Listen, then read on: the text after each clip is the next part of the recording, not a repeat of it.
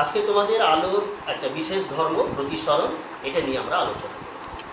আগে আমরা প্রতিফলন নিয়ে আলোচনা করেছিলাম। তো প্রতিসরণ জিনিসটা কি, যে আলো যখন এক স্বচ্ছ মাধ্যম থেকে অন্য স্বচ্ছ মাধ্যমে প্রবেশ করবে তখন তার গতিপথের একটা পরিবর্তন হবে। হ্যাঁ, দেখি আমরা যে কেমন ভাবে পরিবর্তন হয়। দেখো, এই ধরো উপরে এখানে এক নম্বর মাধ্যম, ঠিক আছে, এক নম্বর মাধ্যম, এটাকে আমরা বলছি বায়ু মাধ্যম। আর 2 নম্বর মাধ্যম, এটা ধরে নাও জল, ওয়াটার। ঠিক আছে, দুটো হচ্ছে আলাদা স্বচ্ছ মাধ্যম আলোর সাপেক্ষে। তবে দেখো, দুটো মাধ্যমের ঘনত্ব কিন্তু আলাদা। বাতাসটা হচ্ছে লঘু মাধ্যম আর জলটা হচ্ছে ঘন মাধ্যম। তবে শোনো, এখানটায় না লঘু আর ঘনর মধ্যে একটা ব্যাপার আছে, অপটিক্যাল ডেনসিটি নিয়ে আমরা বলি। এখানে ঘন বলতে যে সবসময় প্রাকৃতিক ঘনত্ব যে বোঝাবে তা কিন্তু নয়। যেমন একটা এক্সাম্পল আমরা বলতে পারি যে জলের থেকে তারকিন তেল কিন্তু হালকা, তারকিন তেলের ঘনত্ব 0.8, আপেক্ষিক গুরুত্ব 0.8, ঠিক আছে। কিন্তু জলের থেকে তারকিন তেলের যে অপটিক্যাল ডেনসিটি ওটা কিন্তু বেশি। আর জলের থেকে তারকিন তেলটা কি হবে না আরো ঘন মাধ্যম। কার সাপেক্ষে? আলোর সাপেক্ষে, যদিও প্রাকৃতিক ঘনত্ব তারকিন তেলের কম। তো এবার দেখো যে প্রতিসরণে কি হয়, যখন এই বাতাস থেকে একটা আলোক রশ্মি এইভাবে এই পথে, ঠিক আছে, এই জিনিসটা কি বলতো বিভেদ কর। এই বাতাস আর জলে একটা বিভেদ কর, এইখানে পড়লো, এইখানে পড়ার পরে যাওয়ার কথা এইভাবে, এই যে ডটেড লাইন আছে এইভাবে যাওয়ার কথা, এটা তার গতিপথ, অ্যাকচুয়াল যে গতিপথ, কিন্তু যাবে না। হয় দেখবে যে এইদিকে সরে যাবে ডানে বা বামে। আমরা কাজ করি এই বিন্দু থেকে না একটা আমরা অভিলম্ব, এই অভিলম্ব আসলাম। এবার দেখবে এই আলো রশ্মি এখানটায় কোণটাও আমরা দিয়ে দিলাম যে আই, এটা অ্যাঙ্গেল অফ ইনসিডেন্স বা আপতন কোণ। তো এই কোণে পড়ার পরে কি হবে, এই পথে যাবে না, যেহেতু আলাদা আলাদা ঘনত্বের মিডিয়াম। এই ক্ষেত্রে বাতাসের থেকে জলটা হচ্ছে ঘন মাধ্যম। নিয়মটা হচ্ছে এই যে লঘু থেকে যখন ঘন মাধ্যমে যাবে তখন কি হবে না অভিলম্বের দিকে সরে আসবে, ঠিক আছে, অভিলম্বের দিকে সরে আসবে, মানে এইরকম ভাবে যাবে। এই ক্ষেত্রে অ্যাঙ্গেল অফ রিফ্র্যাকশন বা প্রতিসরণ কোণ বলা হয়। যেমন ছিল না প্রতিফলনে, প্রতিফলন কোণ, আপতন কোণ, এখানে আপতন কোণটা আছে, তবে প্রতিসরণ কোণ সবই হিসেব করা হবে অভিলম্বের সাপেক্ষে।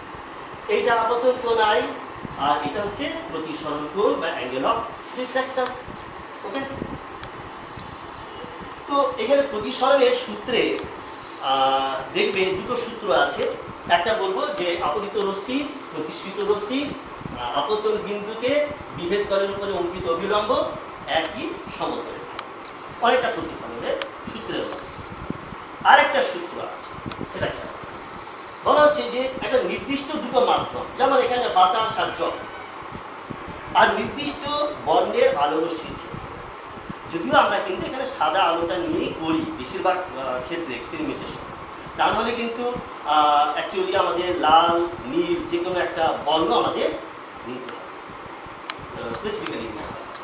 তো নির্দিষ্ট বর্ণ আর নির্দিষ্ট দুটো মাধ্যমের ক্ষেত্রে দেখা যাবে দ্বিতীয় সূত্রটা এইরকম আছে যে সাইন আই, এটা অ্যাকচুয়াল যে সূত্রটা সাইন আই বাই সাইন আর, মানে আপতন কোণের সাইন, এটা একটা ত্রিকোণমিতিক টার্ম রাশি, সাইন আই বাই সাইন আর, এই দুটোর যে রেশিও বা অনুপাত এটা হচ্ছে ধ্রুবক, যাকে আমরা বলছি মিউ, এটা হচ্ছে প্রতিসরাঙ্ক। তবে তোমাদের লেভেলে আমি এই সাইন আই বাই সাইন আরটা একটু অন্যভাবে দেখাবো। অ্যাকচুয়ালি কেন বলতো, ধরো এই যে তোমার সাইন আই বলতে না এরকম একটা তোমাকে সমকোণী ত্রিভুজ নিতে, হ্যাঁ, সাইন দিয়ে করি কে বলতো যে লম্ব বাই অতিভুজটা হয়, ঠিক আছে। তো আমরা একটা সার্কেল টানব, তো সার্কেল যদি টানা হয় এই যে এরকম ভাবে দেখবে, এইভাবে সার্কেল টানবো। সার্কেলটা টানার পরে তুমি দেখবে এরকম একটা বিন্দু থেকে লম্ব টানবো, এই একটা বিন্দু থেকে লম্ব। তো এই ক্ষেত্রে দেখবে সাইন আই বলতে এই লম্ব বাই অতিভুজ আর লম্ব বাই অতিভুজ, ঠিক আছে। তো এই অতিভুজগুলো দেখবে যে বৃত্তের ব্যাসার্ধ ওগুলো কেটে যাবে, আমরা অ্যাকচুয়ালি এই লম্ব বাই এই লম্বটা নেব, করলেই তুমি অ্যাকচুয়ালি এই দূরত্বটার মানটা পেয়ে যাবে। হয়েছে, দেখা যাক। তো আমরা এই প্রতিসরণের সূত্রটা আমরা হাতে কলমে পরীক্ষা করে দেখি।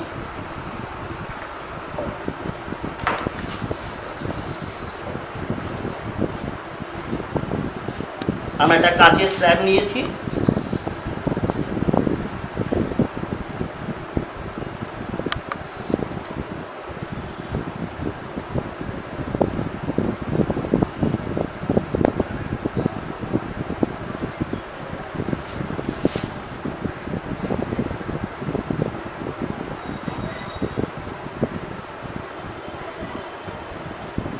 এটা কাঁচের স্ল্যাব দেওয়া, এইখানে না পিন দেওয়া হচ্ছে, আমি এরকমভাবে পিন দিলাম, আর একটা পিন এইভাবে দেওয়া হলো, ঠিক আছে। আসলে এই দুটো পিন নির্দেশ করছে কি না আপতিত রশ্মির ডিরেকশন। এবার যদি তুমি এদিক থেকে তাকাও, তুমি দেখবে এই দুটো পিনের প্রতিবিম্ব পাবে। হ্যাঁ, তো এই প্রতিবিম্বগুলোকে দেখে আমরা এই পিনগুলোকে বসাচ্ছি, মানে প্রতিষ্ঠিত রশ্মির আমরা ডিরেকশনটা পাবো। এই একটা পেলাম, আর একটা একই, মানে কোলিনিয়ার ভাবে বসাতে হবে, একই ভাবে বসাতে হবে, একটার পেছনে আরেকটা ঢাকা পড়ে যাবে। ওকে, হয়ে গেল। এই বিন্দুগুলোকে আমি নোট করে দিই, এই এই আর হচ্ছে এই আর এই পয়েন্টটাকে রাখলাম। তারপর কি হবে, আর একটা আমরা, ঠিক আছে, দুটো আমরা নিচ্ছি, দুটো রেখে দিচ্ছি। এর ক্ষেত্রেও সেই একই রকম ভাবে আমরা পাবো, এর ইমেজগুলোকে দেখবো, দেখে বসাচ্ছি।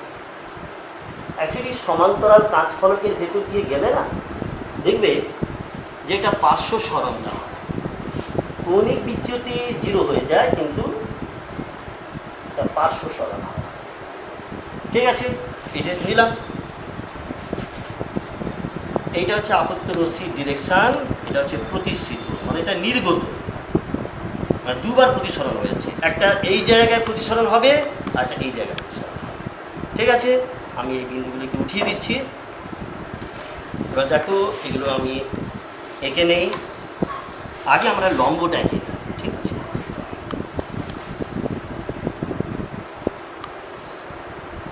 এটা লম্ব,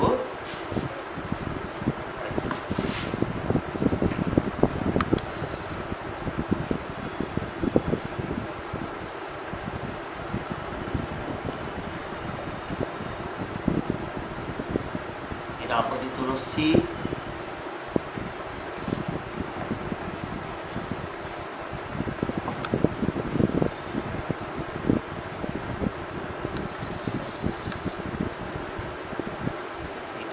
আরেকটা আপতিত রশ্মির ডিরেকশন দুটো, এটা প্রথম নির্গত রশ্মি,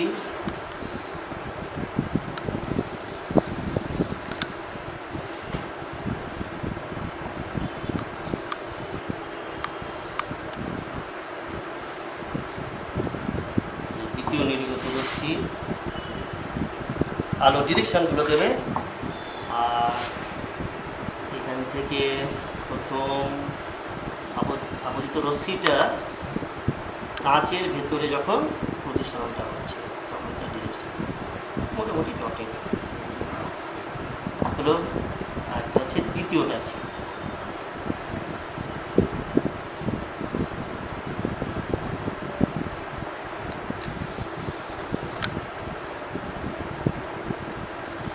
হয়েছে।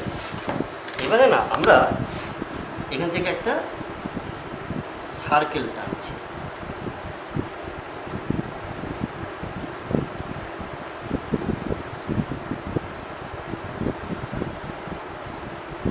যত সম্ভব বড় করা যায়।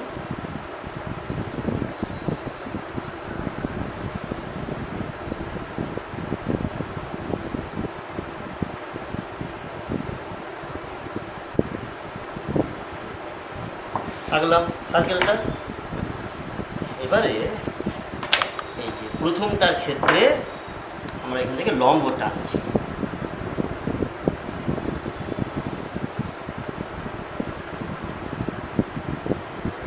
এটা লম্ব,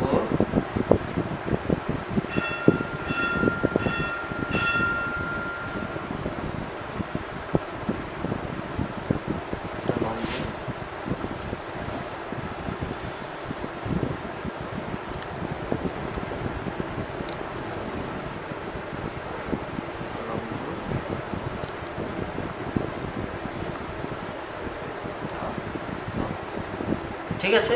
এবার দেখো প্রথম যে আপতন কোণ, আমরা এই কোণটা এর ক্ষেত্রে এটা প্রতিসরণ কোণ, এর ক্ষেত্রে সাইন আই বাই সাইন আর বলতে কি হবে, এই লম্বটা বাই এই লম্বটা। হ্যাঁ, আর দুটোর ক্ষেত্রে যে অতিভুজটা, তো অতিভুজটা আছে কেটে যাবে, এইরকম ট্যাকটিক্সটা নেওয়া হয়েছে। তো দেখা যাক, আমরা নিয়ে নিই লম্বটার দৈর্ঘ্যটা কত দিতে হবে। এটা দেখা যাচ্ছে যে 3.4 মতো আসছে। হ্যাঁ, মিউ সমান দাঁড়িয়ে যাবে এটা 3.4। ক্যালকুলেটার আছে আপনার কাছে, বার করো। আর এইখানটা ওর করসপন্ডিং দেখা যাচ্ছে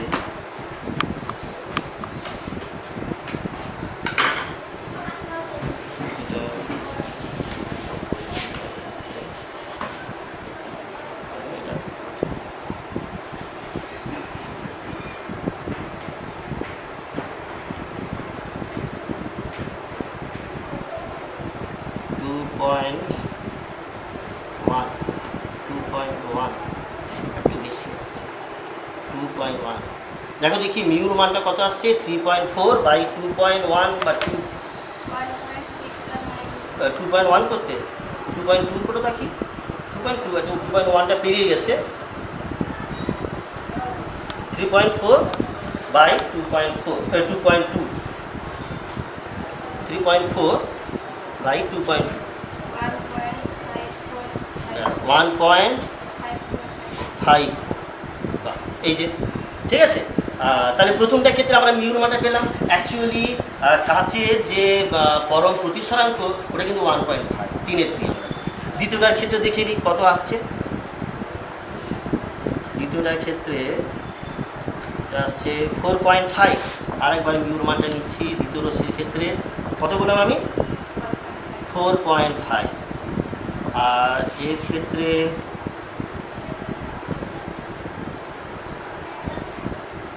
2.9 মতো আসছে। হ্যাঁ, 2.9। তাহলে 4.5কে 2.9 দিয়ে ভাগ করো, 1.5 পাই। Excellent result. হ্যাঁ, 1.5 এইরকমই আসে, এটাই আসছে। বুঝতে পারলে? এটা আমরা কি পেলাম, যে কাচের আমরা চরম প্রতিসরাঙ্ক পেলাম বাতাসের সাপেক্ষে। বুঝতে পারলে? যে এখানটায় ওই যে সাইন আই বাই সাইন আর, যেটাকে আমরা কায়দা করে করেছি যে এই লম্ব বাই হচ্ছে এই যে লম্বটা, এই দুটো রেশিও। হ্যাঁ, সাইন বলতে যে লম্ব বাই অতিভুজ ছিল, অতিভুজটাকে আমরা রেডিয়াল ভাবে ধরে নিয়ে কেটে দিয়েছি, তারপরে ওকে। এবার দেখো এই আমরা প্রতিসরণের যখন এগুলো শিখলাম না, আমরা একটা জিনিস দেখে নিই, এই আলোর খেলাটা দেখো। আমরা এইরকম দেখতে পাচ্ছ, একজন যাও তুমি ওখানে গিয়ে তুমি মার্কিং করো যে কোথায় পড়েছে এই, ঠিক আছে। দেখবে যদি সমান্তরাল কাচের ফলকের ভেতর দিয়ে যদি যায় না, তখন দেখবে একটা পার্শ্ব সরণ হবে। কৌণিক বিচ্যুতি অ্যাকচুয়ালি হয় না, কি হবে না, পার্শ্ব সরণটা হয়ে যাবে। ওইখান থেকে না দেখবে ক্রমশ সরে যাবে, দেখবে সরে যাবে। একটা দিলাম অতটা হয়নি, দুটো দিলাম, তিনটে দিলাম, দেখো দেখি সরছে, কিছুটা সরেছে, হয়েছে। আপাতত রশ্মি ডিরেকশন কিন্তু ঠিক রেখেছি, দিয়ে এবার দেখো যে দেখেছো। এবার দেখো আমি এইরকম করতে কিন্তু বেশি সরে গেল, তাই না? এই যে যাওয়ায় এরকম যখন করছি তখন একটু কম সরছে। আসলে আপতন কোণের উপরেও এই পার্শ্ব সরণের মানটা নির্ভর করে। আর কার উপর নির্ভর করে না, থিকনেসের উপর, যে কতটা বেদ আছে। সমান্তরাল কাচের ফলক এর ভেতর দিয়ে যখন প্রতিসরণটা হবে, দেখবে যে পার্শ্ব সরণ হবে। পার্শ্ব সরণের ক্ষেত্রে কি হবে না, কৌণিক বিচ্যুতি 0 কিন্তু একটা পার্শ্বীয় বিচ্যুতি হয়েছে, এবং ওটা ডিপেন্ড করবে আপতন কোণের উপরে আর বেধের উপরে। ওকে, আচ্ছা, আরেকটা জিনিস বোঝার জন্য, এই যে প্রিজমের ভেতর দিয়ে যদি আলোরশ্মি যায়, তখন দেখবে এর এই যে এটা একটা প্রতিসারক তল, এটা একটা প্রতিসারক তল, এটাকে আমরা ভূমি বলে বলছি। সবসময় এই দুটো প্রতিসারক তলে প্রতিসরণের পরে না দেখবে ভূমির দিকে বেঁকে যায়, একটা ডেভিয়েশন হয়। দেখে নাও, এই আলোরশ্মি পড়ছে, আমি যেই এরকম ভাবে রেখেছি সঙ্গে সঙ্গে ওরা দেখা যাচ্ছে। এই যে দেখেছো কত দূরে এইখানে গিয়ে পড়েছে, এইখানে গিয়ে পড়েছে, ঠিক আছে, এতটা ডেভিয়েশন হয়েছে। এটা না দিলে এই, আর দিলে বুঝতে পারছো? আরেকটা তুমি মজা দেখবে, এটা ওটা মজা দেখবে, যত আমি এটাকে সরাচ্ছি, আপতন কোণটা বাড়াচ্ছি, দেখো ডেভিয়েশনটা কমছে কমছে কমছে, একটা সময় দেখবে একটা মিনিমাম মান আসবে, তারপর দেখবে আবার সে ব্যাক করে যাবে, মানে ডেভিয়েশনটা আবার বাড়বে। বুঝতে পারছো? আবার বাড়ছে। এই আরেকটা তোমরা জিনিসটা দেখো, এই যে এটার ভিতর দিয়ে যাওয়ার পরে কি হলো, ডেভিয়েশনটা হলো, তাই তো? ডেভিয়েশনটা হয়েছে। এর ক্ষেত্রে এই প্রিজমের ভূমি কোনটা? এটা ভূমি। আমরা আরেকটা প্রিজমকে সেট করছি, দেখো, যার ভূমিটা উল্টো দিকে আছে, এরকম, তখন দেখেছো আবার সেই একই জায়গায় চলে যাচ্ছে, প্রায় একই জায়গা। এই যে দেখেছো একই জায়গা, মানে আসলে কি বলতো, যে দুটো প্রিজমের ভূমিটা হচ্ছে পরস্পর বিপরীতে আছে। এই প্রিজমটা যে বিচ্যুতি ঘটিয়েছিল, দ্বিতীয় প্রিজমটা সমান বিচ্যুতি কিন্তু বিপরীত, তার ফলে কি হবে, একই জায়গা। এগুলো তো তুমি দেখবে যে সমান্তরাল কাচের ফলকের ভেতর দিয়ে যদি যায়, কোনো রকম অ্যাঙ্গুলার ডেভিয়েশন বা কৌণিক বিচ্যুতি হয়, শুধু পার্শ্বীয় সরণ। ওকে।